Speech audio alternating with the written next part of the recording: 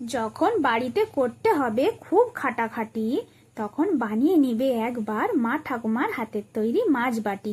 ভাবছেন মাছ বাটি সে আবার কি রান্না রে বাবা, খাওয়া তো দূরের কথা, নামই শুনেনি।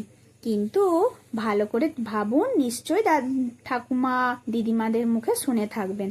আমি এই রান্নাটা খেয়েছিলাম আমার দিদিমার হাতে, এর যে কি স্বাদ আপনাদেরকে কি বলবো। তখনকার দিনে এটা বানাতো তারা, অ্যালুমিনিয়ামের বাটি নিত, তার মধ্যে ধোয়া পরিষ্কার করা মাছগুলো নিত, অবশ্য ছোট মাছ নিত। তারপর সেই মাছের মধ্যে নুন, তেল, টমেটো, পেঁয়াজ, লঙ্কা সব কিছু মাখিয়ে, তেল বেশি দিত তারা, সব কিছু মাখিয়ে নিয়ে উনুনের মধ্যে কাঠকয়লাগুলোকে সরিয়ে, গরম উনুনের মধ্যে করতো, কাঠকয়লাগুলো সরিয়ে বাটিটা বসিয়ে দিত।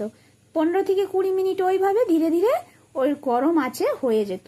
কিন্তু এখন কি করা যাবে, আমার কাছে তো উনুন নেই, যুগ পাল্টেছে, উনুনের বদলে এসেছে গ্যাস।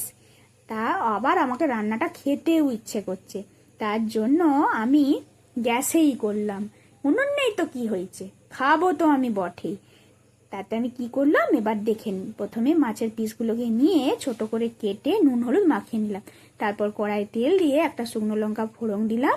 তারপর পেঁয়াজ আর টমেটোগুলোকে একটু ভেজে নিলাম। পেঁয়াজগুলো একটু মোটা মোটা করে কাটবেন, তাহলে রান্নার শেষ অবধি পেঁয়াজগুলো ঠিকঠাক থাকবে, নইলে কিন্তু সব গলে যাবে, খেতে তেমন একটা ভালো লাগবে না। তারপর মাছগুলো দিলাম, দিয়ে সাথে সাথে খুন্তি দিয়ে নাড়িয়ে দিবেন।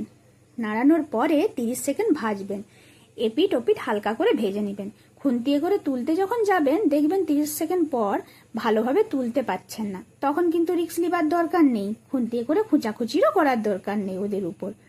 খুঁচাখুচি করতে গেলে সমস্ত কাঁটা বেরিয়ে যাবে, মাছগুলো ভেঙে যাবে, খেতে ভালো হবে না, রান্নাটা শেষ পর্যন্ত করতেই পারবেন না।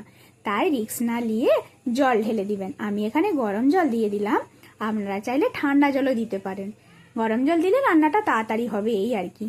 তারপর একটু রঙের জন্য লঙ্কা গুঁড়া দিলাম, আর স্বাদের জন্য একটু চিনি দিলাম, দিয়ে গ্যাসটা কমিয়ে 10-15 মিনিট রেখে দিলাম। আর হ্যাঁ, খেয়াল রাখবেন প্রথম থেকে শেষ অবধি পুরো রান্নাটাই হবে কম আঁচে, বেশি আঁচ বাড়িয়ে দেবেন না, তাহলে কিন্তু মাছটা উপরটা পুড়ে যাবে, খেতে ভালো লাগবে না, আঁশটে গন্ধ ছাড়বে।